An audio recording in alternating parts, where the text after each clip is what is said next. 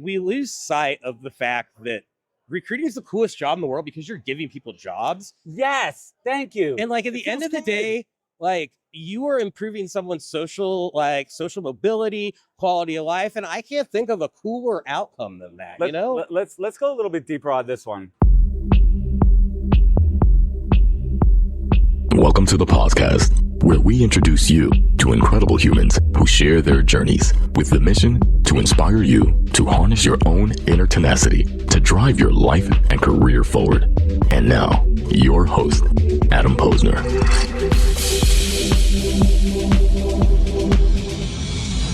We are back with the man, the myth, the legend, Matthew. What's your middle name? Lewis. Matthew Lewis Charney over here. Some people call him Matt. Some people anyone call you Matty?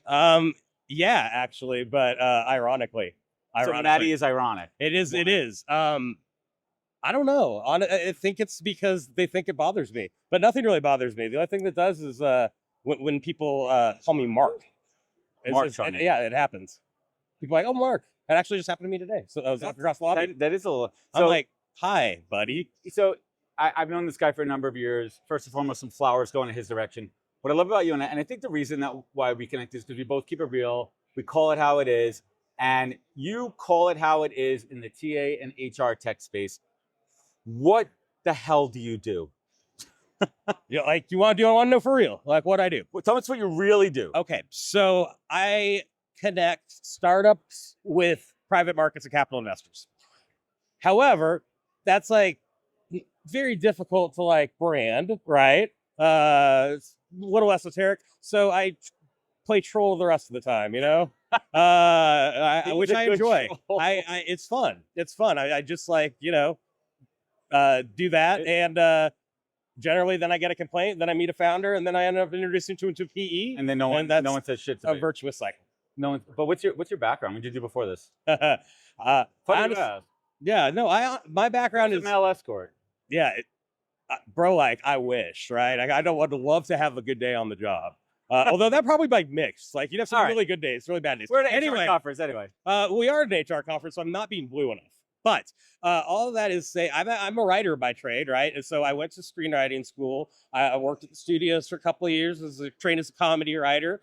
Blogging happened, and I wrote a blog post that went as viral as it possibly could back in the day when I was working at Disney, and it ended up with me being like, oh, I can do this? Okay, this is way easier than hustling specs. But so here we are. Had you pivoted to the HRTA tech space? How'd you go back to that? So I answered an ad, right, like when I was graduating, because I had worked for 3-4 years in talent development at Comedy Central and at Paramount. And so I saw an ad on Craigslist because I'm old, and it was like looking for talent development like managers or something like that. I'm like, I don't know why it's in Torrance, but cool. And then I drove down there, and it turned out like it was recruiting, and I didn't know what that was at the time. No. But when they explained that I'd only have to work 8 hours a day and I would be selling people jobs, I'm like, everyone I know wants a job, and no, look, if this sounds really easy, and like it was. And the rest is kind of history. I mean, everyone kind of. So you were a recruiter. Yeah, I actually ran corporate recruiting, like the corporate functions recruiting at Amgen, Warner Brothers, and Disney back in the day, and was employee like number 6 of what became Manpower's RPO. What'd you love about recruiting? So that's actually the easiest question. Recruiters get people. No, well, yes, but in like an indirect way. It's the best and the worst part about recruiting. It is, but I think like, and what really bothers me actually about all of this, right, is we lose sight of the fact that recruiting is the coolest job in the world because you're giving people jobs. Yes, thank you. And like at the end of the day, like you are improving someone's social mobility, quality of life, and I can't think of a cooler outcome than that. Let's go a little bit deeper on this one, right? Like let's go. Who are we talking to over there? He's just showing the screen over there. There's no better feeling, and this is going to sound cheesy as hell, but it's true. When if you're an agency recruiter or an in-house recruiter, it doesn't matter. Obviously, agency recruiter getting the payday on it, but even in-house, when you work hard, when you build a relationship with a candidate, you get them through the process. When they accept the offer and they start, there's no great. That's your end goal as a recruiter. 100%, and that's still so it's funny. I think we've both been around the block a time or two, and I see like everyone's talking about how the industry's changing and everything's evolving. I'm like, at the end of the day, the job is still making a hire. It's still filling. Like that's it has not fundamentally changed. No. You've just added complexity to try to sell software. Okay. Right? Let's go back to your early career. You're a writer. You're long since the days before the days of AI. Translated to this. I don't know if that's true, but yeah. Well, before it was monetizable, yes. Before, and I'm not even talking about like the basic, Grammarly and all those kind of things too. Listen, you have a lot of hot takes when it comes to AI. I think we're finally in like the second inning. We're at the second inning, maybe the third inning here. Over the last couple of years, we've seen the transition going there. What is the state of the union right now in AI in TA tech? I think it's sort of the same, which is to say, like, it's just a talking point to try to add complexity. It's a trend that I like in my career was social recruiting at first, then moved on to big data. And like, you just see almost a find and replace and pitch decks and talking points and quote thought leadership. I think it's a weird industry in that most industries vendors follow what companies are doing. And this vendors make things up largely. And then HR TA is like, oh, I didn't know I had that problem. And it's like, well, you didn't, but there's a solution, right? And so I think with always a solution. So, but I mean, that's not to say AI is not real. Much more so than some of the other things we talked about. But at the same time, that is the best cameo ever. By the way, now we got to get your information to pay a royalty. So thanks. Cut that. Back to AI. He actually was AI. It's the cool thing. Well, AI. There's a hologram. No. But yeah. So every recruiter I talk to, and it kind of breaks my heart.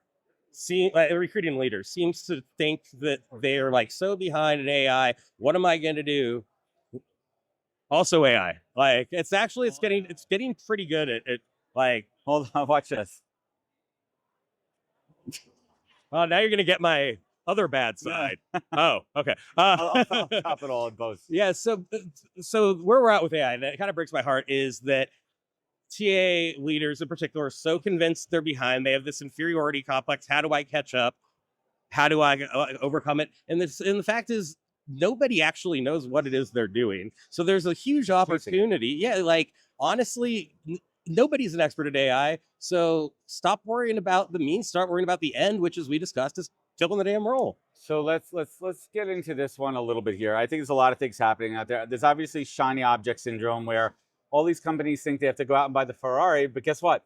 No one knows how to drive stick shift. Yeah. Well, no one knows. Yeah. Well, it's true, right? Especially or they're too scared to get behind the wheel of this fancy car because they've never used it before. Or they do like jerry rig it. Or they think it's going to take my job. That's a whole other can of worms. Yeah, we can statistically break that down another time. Well, my thoughts on this one, and we can actually talk about it here for a second.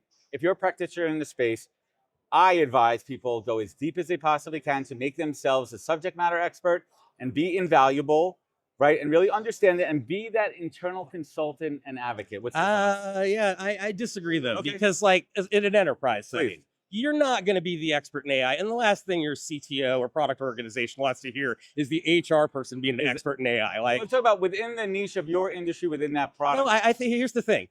You succeed by knowing your business and being the expert at the one thing that universally everyone cares about in a business. How do I develop and advance my career? You are the expert in that, so you don't need to be the guy who can throw the buzzwords in the right order to make a difference, because you're already coming with subject matter expertise. Well, fair enough. All right, so let's talk about where are you seeing specifically the AI working well? We're not going to talk about HR in TA tech.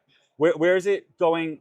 Where is it helping the most? Where are companies utilizing it the best to be more effective, to give recruiters more of the human time and finding those things that they could automate? Where are those pieces? But I love we're saving so many hours in the day, and yet we're still not like calling candidates back, direct sourcing, or basic one-on-one. Yeah, like, so I don't know what's happening to this magically save time, but I think AI is actually really good for high volume. It's the best use case is high volume recruiting.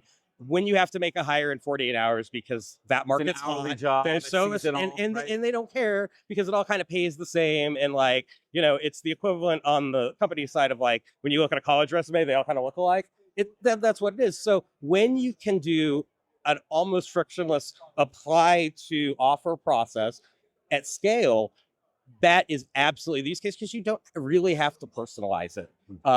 If they're, able to work, can get the job, pass through all of your checks and controls, guess what? You're done. AI is great for that. I think when we start applying it to knowledge work is where it all falls apart. All right, who's doing it well in the enterprise space? Well, they're not here right now. So ServiceNow is actually doing a really, really impressive job. What specifically? What are they doing? So they are building a infrastructure that is got more interoperability with consumer grade solutions than your typical ERP provider, and their engineering capacity is superb. They're able to roll out updates on the fly, but they also don't listen to clients for roadmap. They listen to like subject matter experts, and that to me is how you build a product. And based on their valuation, I think that's pretty clear. If you're in recruiting, you already know that sourcing eats up way more of your day than it should. That's why I use Pin. Instead of writing Boolean searches and tweaking filters, you just describe what you're looking for and who you're looking for in plain English. I could type something like software engineer at Series A startup with 0 to 1 product experience, and Pin will surface a relevant shortlist right away. No guessing, no wasted time. It turns hours of sourcing into seconds. So book a demo today and see for yourself. Visit pin.com/demo. Tell them Adam sent you. Any of the AI tech, like, I know it takes a lot to blow your mind. What recently have you been like, oh shit, look at that. I did not realize you could do this for that. So like, it's maybe this like kind of old hat, but Gamma has changed my life. I have spent so much time, as you do in marketing, formatting slide decks that nobody's going to look at. And like that, it still blows my mind. Like I can cut and paste like an outline and it will create a working slide deck for me in 30 seconds. I'm like, that's great. That still blows my mind. It still blows my mind. So when I did my keynote for RecFest, and do you hear that little drop? When I did my, I was the original RecFest keynoter with the very first year in London. It was on a boat in the Thames. And Jamie comes up to me beforehand and goes, Mike, if you screw this up, it's all good shit. Like, yeah, it was over, right? And he's like, so you need to be buttoned up. And so I didn't suck. Well, here's where I'm going with that. I had my idea at 3 a.m. I woke up at 3 a.m. Cool. I literally transcribed, I use Super Whisper. I transcribed the whole idea of the keynote into Super Whisper. It dropped it into my notes section, and then I imported the notes section into my GPT, since I'm now moving over to Claude. And I gave it a couple prompts, and I literally had all my ideas laid out, and I tweaked it a little bit. It was just like that. And right there, you are probably one of the few Claude users in this entire hall, and that to me says everything, right? I have been using, this is another fun one. So everyone knows that I'm a recruiter by trade. I do in-house and out-house, as I call it. Out-house, yeah. But what I do is here's what I tell everybody. F around and find out. If you really want to use these tools, do it on your own time and dime. But dig in, like try to build a workflow on Claude. You're not going to get it right the first time. Yeah. And if you don't know something, ask it how to do it. And I think like why is it disintegrating? How do I get disintegrated? Where is the fail point here? You've done full cycle recruiting, and I think we actually have an advantage a little bit when it comes to that, because like you didn't have any money, so you had to find out, right? And I think that's how people should approach AI. You don't have to spend a lot of money to get the best products. Like go to Product Hunt, and you're going to get more value than going to a trade show, I think. Oh my God. Are we seeing the death of LinkedIn Recruiter, or with their new tool, are they going to wipe everybody else out? Are they going to block everyone here? What's going on? Like, there we go. Let's get into it. I can't predict what LinkedIn is ever going to do. Obviously, we had a quite antagonistic relationship. I've cost them a lot of like lawyer fees over the years, and that's a topic for behind the scenes. Yeah, well, it's actually public record at this point in time, I think. But long story short, people hate LinkedIn. Like they have to have the worst Q rating. They're a punchline to the emerging workforce, and yet they print money continually, even though Microsoft really doesn't do anything with them. Yes. So I don't know who cares. I don't think they care if LinkedIn Recruiter is dead. That's not the game. The game is like getting thought leaders to create like active content so that can be served ads against. Exactly right. Absolutely. So why are they not blocking all these companies and products and tapping into them?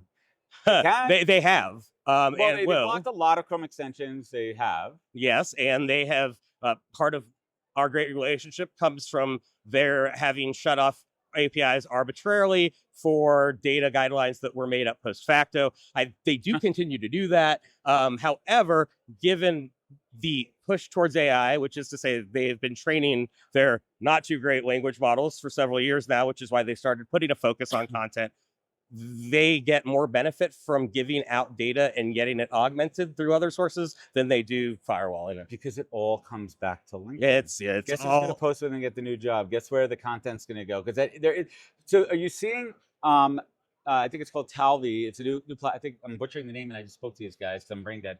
A new product coming out there. It's video based. Like if you think about LinkedIn, but not LinkedIn, where it's video based. It's for candidates to share their. I've heard this pitch 10 years ago, 15 years ago. Why is it not going to work?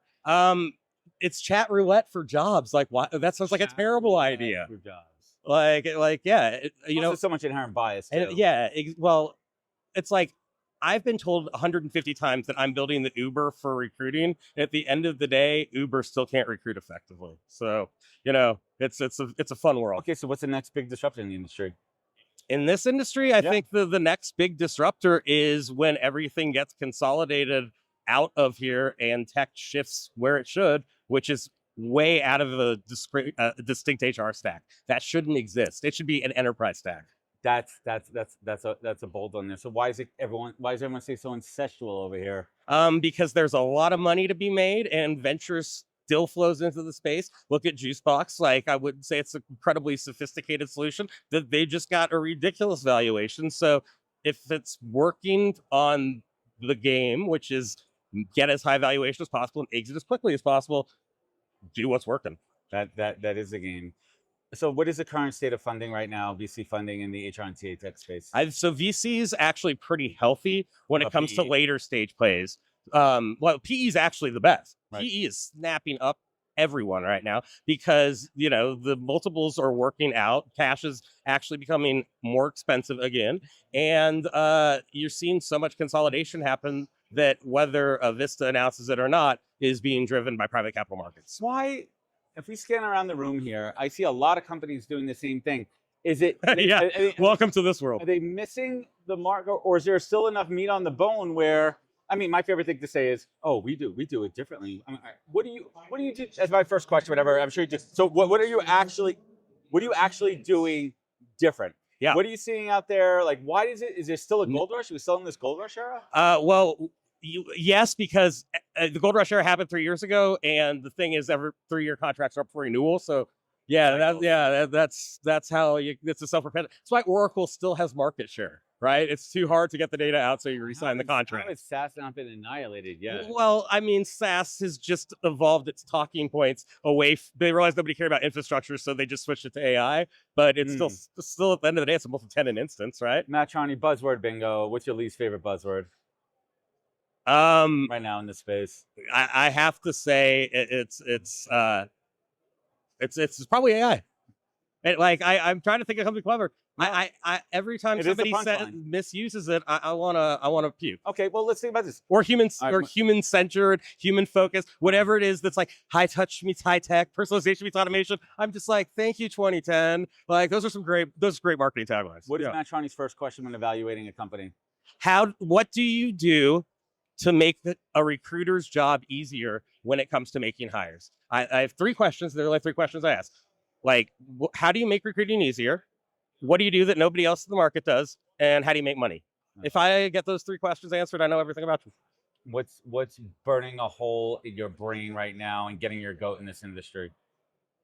The fact that people seem to think that they need to be technical experts, and there's just like a lot of cosplaying, like we're, at a B-side or something going on. Right. And I think that I never thought I'd say this. I kind of miss when HR conversations, like, stuff you own, right? Like payroll best practices is pretty boring, but it's pertinent. I don't think in reality people are like, oh, CHRO, tell me, how is an LLM built? With what training data? With what training data? They don't care. And ladies and gentlemen, the one and only Matt Charney. Don't call him Mark. He will not love that.